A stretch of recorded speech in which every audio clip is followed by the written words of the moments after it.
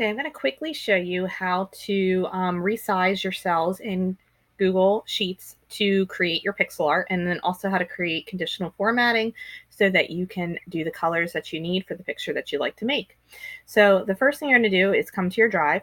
You're going to come over to where it has the plus sign for new, and then come down to the green icon, which is Google Sheets. Opening that is going to open to a normal sheet. And if you notice, the cells are all rectangular in shape, and we want them to be perfect cubes or squares in order to make our pixel art look the way that we want it to look. So the first thing we need to do is resize columns. So we're basically going to have to resize twice. We're going to resize all the column sizes and then all the row sizes. And we're going to use that shortcut where we're holding down shift in order to select a huge group of cells at one time. So the first thing I'm going to do is click on the letter A, not down in the cell itself, but up in the letter A so that the A is a dark gray. And I'm going to scroll all the way over to the letter Z. And I'm going to hold down the shift key on my keyboard. And while I'm holding shift, I'm going to click on the letter Z. And that's going to highlight everything from A to Z. And now I'm going to right click, and remember, right click is with two fingers at the same time. And that's going to open up this menu where I can come down to where it says resize columns A to Z. And when I click on that, I can now type 25, and that's the size we want it to be, is 25 pixels wide, and then hit enter, and you'll see it all jump down towards the cubes. So I would pause the video at this point and go and do that first step in your sheet yourself, and then come back to the video and I'll show you how to do the rows. Okay, now for the rows, we're going to do the same thing. You're going to first start on the number 1, and then I would actually come over and drag the scroll bar because there's 1,000 rows.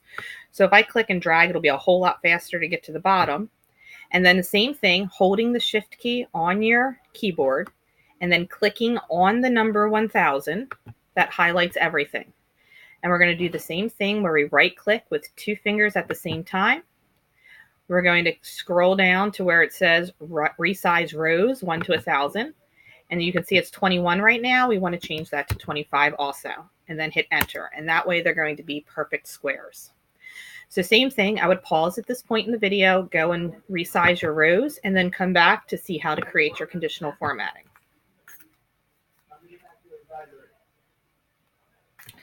Okay, the number one thing you must remember when doing your conditional formatting is you must always click in this empty box right up here in between the A and the 1. And when I click on that, it highlights the entire sheet because that's telling the computer any rule that I create is going to work in every single cell. If you don't do this, it won't work anywhere except for the one cell you're clicked in. So this has to be your first step, is clicking in this corner. Then you come up to format and come down to where it says conditional formatting and open that window up. And I would leave this window open at all times, and that way you can create rules as you need to, and then you can also see which numbers go with which colors. So again, I would pause here, go ahead and highlight the whole sheet and open up your conditional formatting tab. Okay, now you can see that my range is already set up for the whole sheet, so I'm not touching that. I'm coming down to cell is not empty, and I'm changing that to text is exactly, because that's what it needs to be. And we're going to use numbers to represent colors. So we're going to start with number 1. And let's say I want my first color to be black. So I need to change two things for colors. Number 1, I need to change my paint bucket. So I'm going to click here. And then number 2, I also need to change my text, which is also going to be black. You must change both so that you don't see the numbers as you type. So let's say that's my first rule, and I'm going to say done. And when you can see, anytime I type exactly the number 1, my cell is going to turn black. And now let's add another rule. Let's say instead of text is exactly 1, my next color might be the number 2. And maybe this one I want to make red. So I'm going to change my paint bucket red. I'm going to change my text color red. And I'm going to say done. And now I have 2 rules. I'm going to add one more just so I can show you in case there's a color you don't know or don't see. So let's say text is exactly, I'm going to go to the next number, which is 3. Let's say there's a color here that there's not a color that you want. I'm going to come down to where it says custom, and now I can make my own custom color. Let's say I need the color tan. I'm going to come over here somewhere where it looks kind of tannish. Let's see, somewhere like that kind of looks tan, right? I can make it a little bit lighter. So now I created this custom tan color, but see how you can still see the word custom? That's because I didn't change my text color yet. And any custom colors you make show up down at the bottom. So I'm going to pick the same color so it matches. And now that word disappeared. And I'm going to click done. So I created 3 colors here, the number 1, 2, and 3. So to show you how it works, now when I come over to the cells, if I type the number 1 and I just arrow over, it turns it black. Number 2 turns it red. Number 3 turns it tan. And I can just keep typing 3s, 3, 3, 3, 3, 3.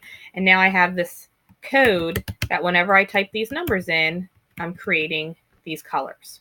So now what you can do is go ahead and go to Google and do an image search. Let's say pixel art, let's say ice cream. I don't know. Whatever it is you want to make a picture of. And then go under your images and it'll show you samples of what you can do. And then you can try to recreate one of these in pixel art in the Google Sheets. You can also, if you are good at art, which I'm not, but if you are, you can try to make your own picture just by creating your colors and putting your pixel art in. Okay, and then please just make sure you come up here and you name this pixel art and then your first and last name so I know who it belongs to when you attach it to Classroom. All right, if you have any questions, go back and rewatch different parts of this video and hopefully you'll be able to figure out anything that you struggle with. Good luck.